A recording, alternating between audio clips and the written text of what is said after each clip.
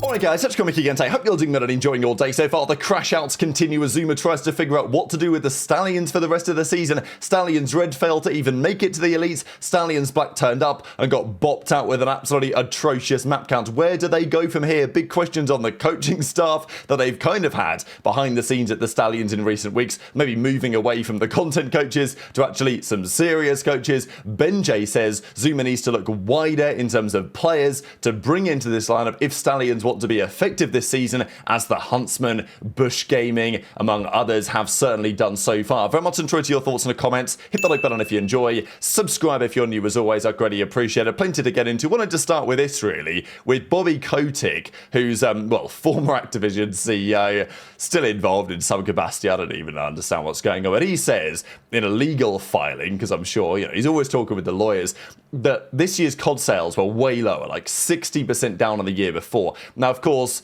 because COD releases quite late, that 2025 figure will be for Black Ops 7 to at least some capacity, but also the game only came out in November, right? So not a massive runway there. But obviously, most of the sales presumably happen very swiftly after the game is launched.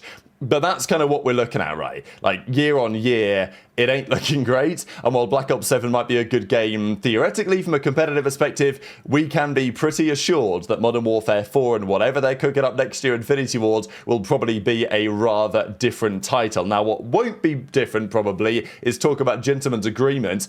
Simp actually reveals that on the NPC front, there were some interesting things happening here. So, if you guys remember, the other day Octane was trying to figure out what teams voted for the NPC to get banned, what teams voted for it to be in, and the rumour was that OpTic never voted, neither did Thieves, and that Falcons wanted it in, and that presumably, therefore, every other team wanted it out. But again, this is what's awful about this process. We don't really know.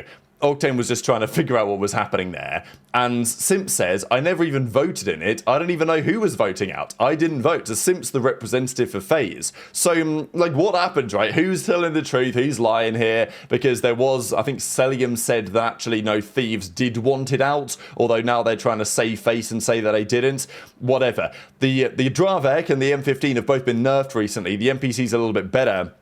Maybe, I still think it's probably fine to have it in. Maybe the pros will come up with another reason to get rid of it. There will be other weapons probably coming soon that should be in the conversation as well.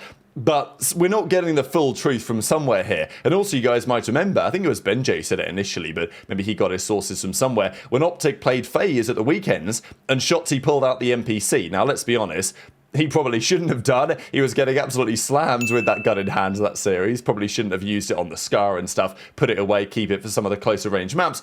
But by then, it was GA'd, right? Because after they played literally 2 matches with it Friday night, and Crump got some kills and whatever, and Sky's had a good couple of moments with it, they banned it, effectively, and then the next day, for the Saturday, it was gone from the meta, apparently, according to what the pros GA's meant to say. But then, obviously, Shotzzy spawns in with it in the first series, and the rumour was that, OpTic and FaZe have agreed, because they've been scrimming it with it for recent days, they're just going to run it for this series as well.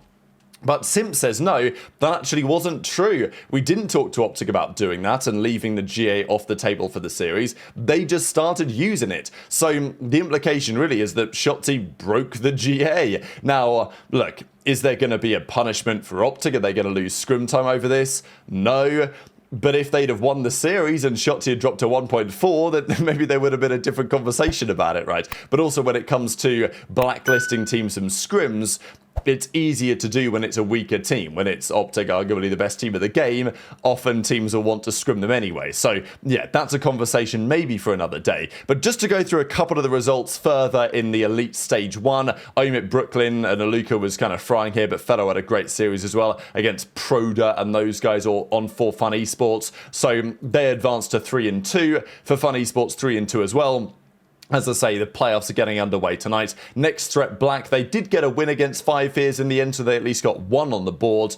That left them with a 1-4 record. Still not pretty. Project Notorious, that being Geo's team. Some are saying maybe Rocker should have kept him around this season and all that. But still, they got a nice little 3-0 win. So you can see 1-4 for Cabal Gaming in the end. But the real devastating run of this campaign was the Stallions. Not only did Stallions Red fail to make it and then blew it up, we know that Havoc's calling it a day. They're moving in a different direction, building now, it seems, around Encourage. But Falcons Academy White, RSTs drops a 1.5. I mean, yeah, they just get absolutely slammed. So, unfortunately, something is going to have to give. They went through this stage. They won a map against Cabal, who ended up, 1 in 4. And then they lost to Huntsman, Falcons, Project Notorious, and Falcons Academy White, all in very hot 3-0 fashions. So ZooMaa's got to figure out where to go from here. He's been getting rage baited by, BenJ and stuff as well. And we'll go through a couple of the clips here in a second because, yeah, it's tough. Last year for the Stallions, at times it was so promising. I mean, it's still, I remember that Encourage, Abe, Lurqxx, and Mercules team, famously, right? Like, that was the Stallions team that kind of got it all started. And look where a lot of those guys are today. Most of them are in the Pro League, and Mercules is a world champion and has completely changed the game. So it's not like Stallions isn't capable of finding quality players and putting together quality teams that can at least have some results. We know that's the rumor, or not the rumor, but it's the meme, isn't it? That ZooMaa drops them and then they go on to Fry. So if you're looking to pick up a player, have a look at some of former Stallions players and give it a go from there. Now, yeah, that might be a meme because it's funny, but it's not funny for ZooMaa, but it's kind of funny for the community. But there might be some reason why there's something in that, right? Is the way that the Stallions set up working good and conducive to longer term success? This season, there's more competitors in challenges. We've got teams like OpTic getting involved with Huntsman. They've got Major Maniac, right? And that's another key point. They won a nice little Game 5 Round 11 yesterday. That search and destroy prowess that Huntsman are starting to show, I think at least some of that is coming from having an absolute search and destroy legend like Major Maniac as the full-time coach with the roster at all times. And that's what ZooMaa's getting into, is he's like, look, as much as it might be fun and good content for ZooMaa to kind of coach the team, because, look, if ZooMaa was off stream and he was coaching them, I think ZooMaa could be a good coach. But given that this is, at the end of the day, this is an entertainment venture to an extent, but obviously it's better if they do well. I don't think ZooMaa is probably best positioned to be the full-time coach, neither when they're bringing on, Attaches in the call, JCaps in the call, Sibs in the call and all this, and they're giving the guys pointers. Sometimes it can be too many cooks in the kitchen. Not like those guys don't know what they're talking about, because they do. But when the Stallions Black end up with a 1 in 15 map count and bomb out of the elite and the other Stallions team didn't even make it and having some roster drama, then you gotta think something's gotta give. So BenJ has been quite passionate on this topic and has been giving his thoughts on what might need to change. ZooMaa says it in the clip I'll share for you guys in a second. They think they need like a proper coach, like an actual full-time coach to help lead the ship over there, because it's very competitive in challenges right now. And if you want to take it seriously and start to win, you're probably going to have to do what some of the other teams are doing in this regard. The other idea is, what about the players that ZooMaa's actually picking up and signing? Because as we know, plenty of the players that have been there on the Stallions, former Stallions, they've got onto other teams, they've got on to do better things. So the talent scouting in that sense has not necessarily been the problem. It's actually converting that talent into results that's been the issue for the Stallions. But also Ben thinks that the net, in terms of who they're actually signing, is not being cast wide enough. He says, look, if you're ZooMaa, if you're going to bring in Swooty, you're going to bring in Hyde again. Look, building around Encourage, he's kind of always been the golden child. The Encourage story is kind of hilarious, because it doesn't feel that long ago that Encourage started out in challenges and then like retired after a month or something, and then he decided, okay, actually no, I'll come back. So look, he's still the key man of the Stallions, but BenJ says once this elite is over, once players are available to get, which they pretty much are right about now, then ZooMaa needs to look a little bit wider for players to bring onto the lineup. Here's the thing with Colt. I love Colt. I think Colt is a phenomenal player. I think Colt has been great for the Stallions. The only problem with Colt is when ranked play comes out, he's probably diving 100% into ranked play. Now, is that 100%? I don't know. Like, I've talked to Colt. Like, Colt's got a lot of, he's got some thinking to do on what he wants to do, on what he plans on doing. You know what I mean? But as far as I'm concerned, right? As far as I'm concerned, there was a lot of shit going on with the team behind the scenes. There was just some shit going on, you know what I mean? And I'm pretty much just gonna tell you where we're at now, because I don't obviously want to bring anybody involved or cause any issues or nothing like that, you know, and cause any problems. But what I will say is, actively right now, what we're doing is building around Encourage. That's what we're doing. We're building around Encourage. And what do you mean? What are you talking about? Something about new talent. Well, that's the point I'm trying to get people. to. Like, yeah, like, do you just need to include at least one established player in order to get the goal you want? No. I mean, last year didn't have an established player, and they're three of them in the league. I'm asking the call. Hold on. Does the call agree with that? Did I not just say 1 minute ago that the new team that we're going to make after Major 1 can be a combo of both, maybe a full team or none of them, and it's 4 new players. It could be anybody. Like, I mean, bro, obviously, like after Major 1, like, yeah, we want to get a winning team. Like, I want the team to be winning. You know what I mean? Like, after Major 1, you're open to that. What you're saying? Dude, this he said this 7 times. 26 times, by the way. You made him leave the call. Ben, why'd you rage bait right there? I didn't make him rage bait. Ben, he answered that question fucking 10 times. I didn't make him rage bait. What are you talking about? You just got dope off that, didn't you? That he left. You actually made him leave the Discord. Why are you smiling? I mean, I just think you can't. Nah, Ben, you actually can't be. Yesterday, like, I tried to make it clear that I felt like they just. I think he wants to build around Encourage, and that's fine. But he keeps throwing out players that I just don't think are that good, and there's no disrespect.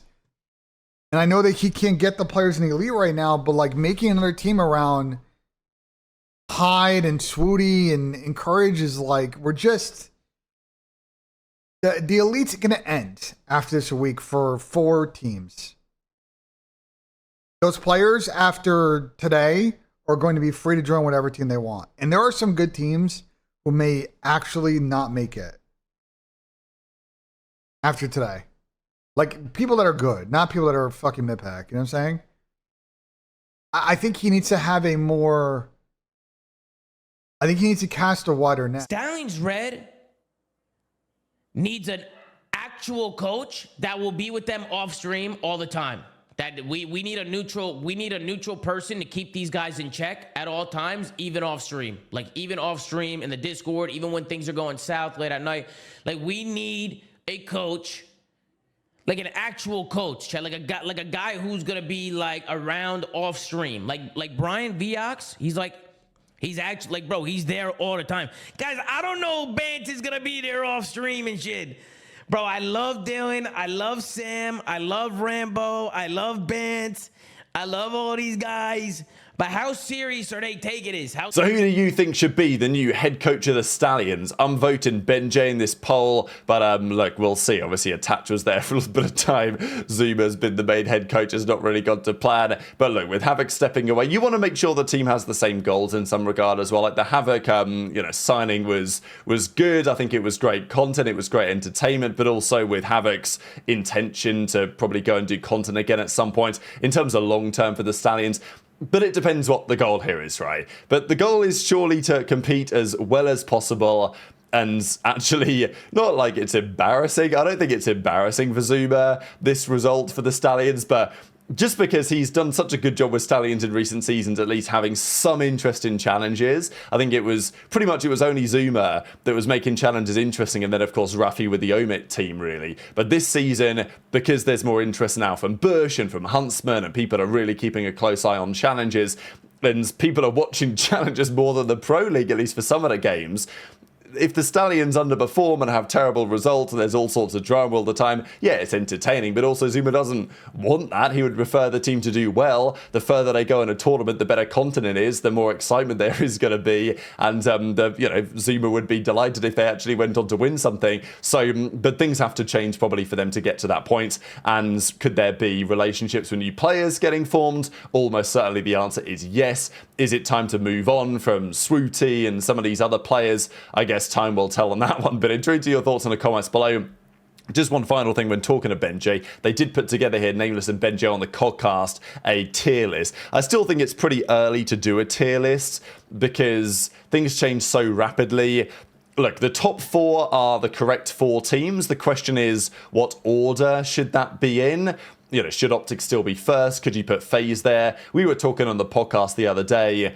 I think Trey believes that Gentlemate are the best team, like fundamentally sound team perspective. And I actually get that logic for sure, because I think the results don't necessarily indicate that. But if we were to play a tournament like tomorrow, I could definitely see Gentlemates arguably even being favourites for it, right, with the way that they've played. So, yeah, I think that's interesting. It's very difficult to judge, is the bottom line. But FaZe have had a tough run and they've beaten OpTic, so maybe they deserve first seed, but it feels a bit premature to me, that. But maybe it's premature to say Gentlemate to first, right, so you still put OpTic there. I could argue that as well. Toronto 4th, I think no real doubt on that one. Falcons getting up to 5th, 6th is pretty interesting. Look, I had them 7th, 8th at the start of the season, so now they're 5th, 6th. It's not a radical improvement, but I think they've been slightly better than I expected. Are they better than Thieves? Be very interesting, actually, to see those two teams play each other right now. Then Ravens, after the Exceed move, look a little bit better. Heretics are here. I don't know. To me, I'm tempted to still put Boston like 8th ahead of Heretics. I'd probably swap those two, to be honest. I think the bottom 3 are correct and probably in the correct order, really. Cloud9 in 10th. They have, I mean, again, they've got some upset potential on that Cloud9 team. We nearly saw it against Gentlemates, but again, that C9 situation against Gentlemates, it was basically Mack had a godlike takeover map, Beans had a godlike takeover map, Afro had a godlike takeover map on map 1, 2, 3. They could have 3-0'd it, but they only went 2-1, and then Gentlemates came to the 4 in the end. Ghosty started drawing 1.6s. It is what it is. And then, yeah, Rocker and Surge looking like still the weakest teams in the league. So whether you think that's fair or not, enter into your thoughts as ever in the comment section below. Hit the like button if you enjoyed. Subscribe if you're new. Take care. And I'll see you next time.